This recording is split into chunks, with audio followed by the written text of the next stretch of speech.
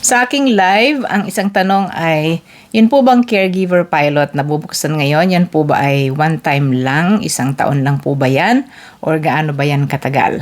At ang sagot natin, it could be 5 years or 3 years.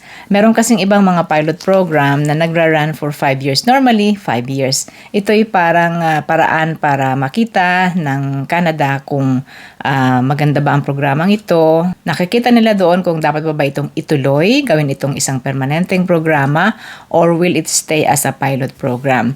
Hindi pa po lumalabas yung detalyes nitong bagong caregiver home care pilot na magsisimula by March 31, 2025. At doon natin makikita kung ano ang sinasabi nila. Will it be 5 years? Will it be 3 years? Pero ang masasabi natin, this will run not only for 1 year, guys. No? So, abangan natin ang kanilang detalyes na ipalalabas soon tungkol sa new caregiver or home care pilot. So, yan ang impormasyon si Ate Menchi. Thank you for watching. Follow me or subscribe sa aking mga impormasyon na ito. Thank you and bye-bye.